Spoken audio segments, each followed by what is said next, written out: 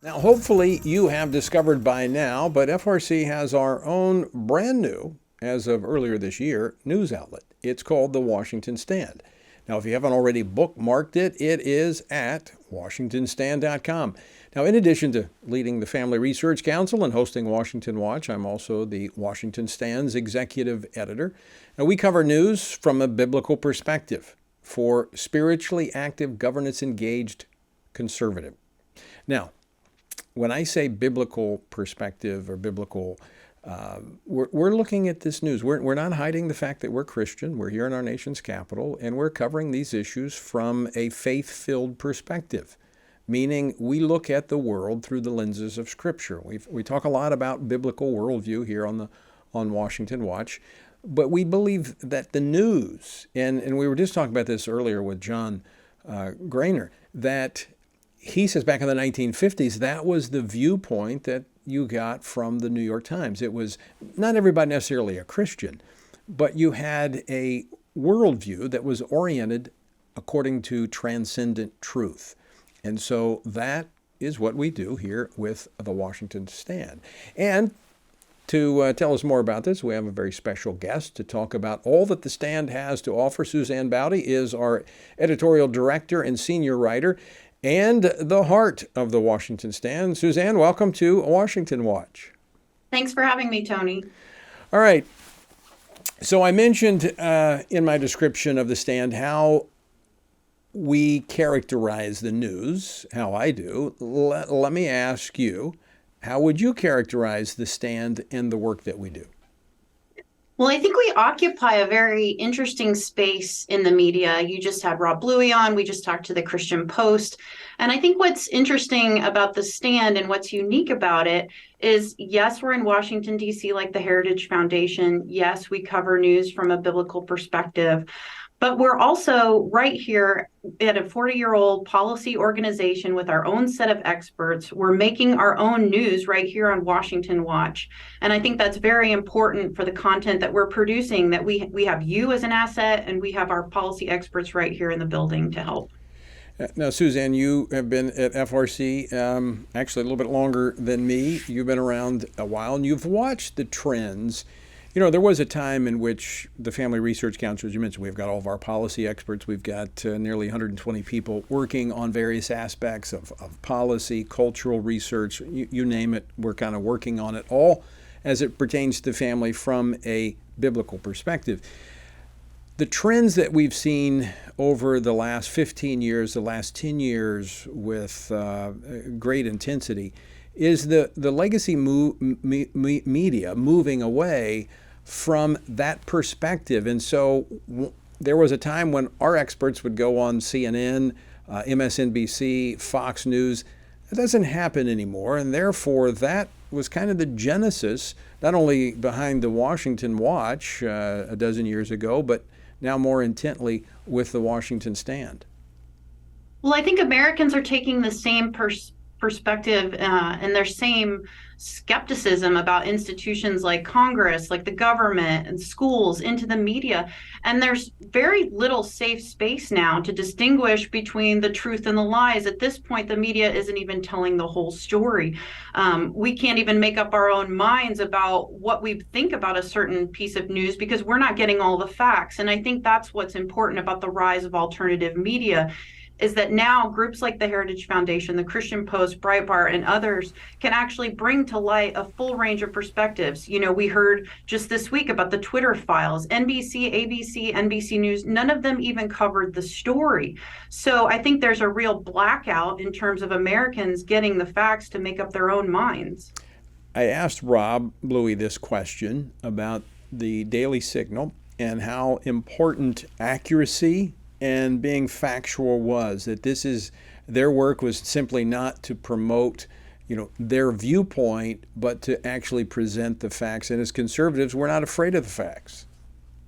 No, absolutely not. And I work for you. You believe in the truth. I think that's one of the defining things about the Washington Stand is that we lean into the truth. I was talking to one of our veteran reporters, Ben Johnson, who came on board in June. And I said, why did you want to work here? You've been at the Daily Wire, you've been at LifeSite News. And he said, what is different about this opportunity is the absolute commitment to truth. And when I say truth, I don't just mean the facts. I mean God's truth. He has an opportunity, like we all do now here at FRC, to present the news in light of what Scripture says. And I think for those Christians out there who feel marginalized by the agenda of the news media, who feel like their beliefs aren't the popular beliefs of the time, one of the most important things that we can do is to tell them they're not alone, that there are people out there who share their beliefs. And in my opinion, that's one of the greatest things the Stand does. It lets people know they're not alone. I know recently in the marriage debate, I actually got a card from someone in South Carolina who thanked me just for talking about the pro-marriage position of Henry McMaster. He's the governor in South Carolina. He had just been in a heated debate with his challenger for that seat. And the question of marriage came up. Now, most people aren't covering the issue of marriage, or weren't until this became an issue in the Senate. We were committed to it. We go to those areas that other places don't. And she said, I just want to thank you for pointing out the heroism and courage of somebody like a Henry McMaster who didn't shy away from his beliefs. And by talking about those stories, we're encouraging others to stand. I mean, it's your saying, when all else fails, stand. And that's what we're doing. Talk a little bit about some of those stories, Suzanne, that really in the 6 months, a little over 6 months that the Stand has been in place. What are some of those big stories that the Stand has broken? Well, one thing that you won't see a lot of in the mainstream media or even from the Biden administration, we covered a lot of the attacks on pregnancy care centers. We covered a lot of the attacks on churches following the Dobbs decision. That was something that wasn't even tracking in the mainstream media. I love that groups like The Stand and groups like Christian Post and the Daily Signal can actually amplify the issues that matter to us, that we can actually create a brush fire where the media at some point can't help but pay attention. So that was a story. I think some of the unique coverage that we've had in the education sphere, having our own experts on, encouraging people to run for school board, telling them how to do that. I also think that our little niche into corporate activism, which is a passion of mine, I know right after the Dobbs decision, all of those companies came out and said, we're going to cover abortion travel for our employees and directly fund the killing of unborn children.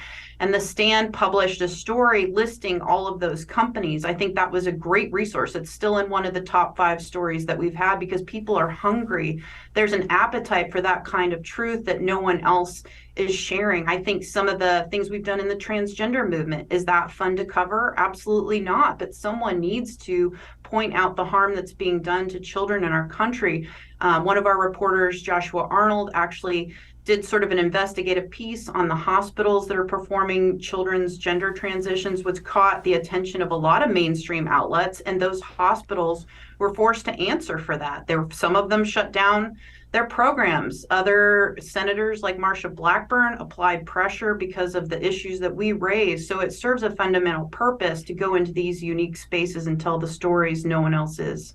Yeah, so it's not only informing like-minded, what we call sage cons, spiritually active, governance engaged conservatives, not only informing them, but it's also holding the media accountable and prompting action by those that are in positions of authority. And you mentioned the corporate activism, the wokeness that has taken over corporate America. I know that is a passion of yours. In fact, my kids often say, what does Suzanne say when it comes to these issues? Because they know you are passionate about that. Again, what prompted me to do this program is that as I travel, people ask me, where do you get your news sources? So I'm going to ask you that question as you do a lot of your research, and I know we try to go as much as possible to original sources. A lot of the content's created right here on Washington Watch, and we go to direct sources, but we also want to be informed about what's happening. What are some of the sources you turn to that you trust? Well, absolutely. Washington Watch, first of all, we get a lot of our original comment because you have such a breadth of congressmen, senators, newsmakers, influencers. So when all possible, we're coming here. But also, I think there are a lot of great places. I know there's a dearth of outlets that really do tell the whole story, but I go to the Post Millennial. If you watched last September's Pray Vote Stand Summit, you saw Editor-in-Chief Libby Emmons. Her team is doing a great job there. It's a small team, but they're breaking news all over the place, especially about controversial culture wars. Breitbart News, I go to the Daily Wire, I go to the Daily Caller. There are a lot of places. Christian Post you had on, Daily Signal you featured, Newsmax, CNS News. There are outlets out there who are telling the truth and who are linking arms with us to give people the facts. You've been many places here at the Family Research Council. You've worn several hats, most of them in the writing aspect. And besides working for me, what has been the most exciting aspect of being at the Family Research Council when you look at what you're doing now and the future of this? I have to say, and I think, I alluded to Ben earlier, but I think coming into work every day and knowing that you can work on something you're passionate about. I mean, now we're choosing what stories we're writing, we're choosing what's important, we're setting an agenda, we're asking God's guidance in what we do. And I honestly think just coming in and working for a cause that I believe in is the greatest. And doing that through the stand with others who care too, with really talented people who are committed to Christ and who are committed to looking at the news through the lens of Jesus Christ. It's powerful to me, and I hope it's powerful to our readers. What we are experiencing with the media is we see the legacy media moving away from the content that we create. I often refer to it as kind of like Amazon. I know not everybody likes Amazon, but pretty much everybody has ordered something from Amazon. If you go back over the history of that company, they used to use FedEx and UPS to deliver their product.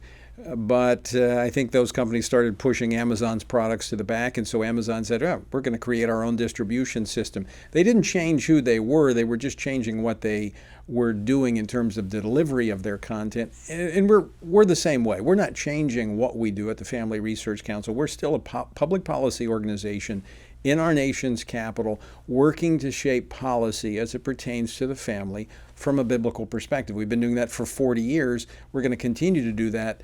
But the times demand that we have to deliver our own content. And I'm excited about the Washington Stand and what it is doing already. In just 6 months, we have, in fact, let me just ask you this. Mention some of the folks that have come to us that have wanted to place op-eds in the Washington Stand.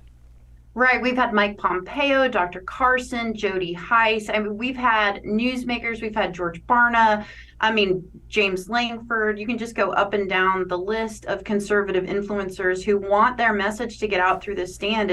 And just in this short amount of time, we're just talking about since June, we've had 2.7 million views. We have 500,000 subscribers right now. And our little team, which I'm proud of, has put out almost 1,000 articles of commentary and news. So we're making small strides that I hope grow into a wonderful thing that more people embrace in the SageCon movement. So talk a little bit about how folks can find out more about the Washington Stand, how they can sign up, subscribe, how they can get the material, the publication.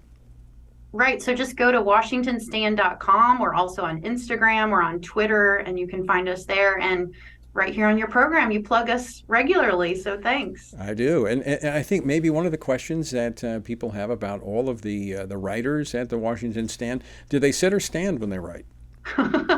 They sit, but don't tell Tony Perkins. Oh, okay. All right. Suzanne, you're doing a great job. I am so proud of the Washington Stand and the Washington Stand team. Remarkable in just the first 6 months of the impact that it has made. Thank you.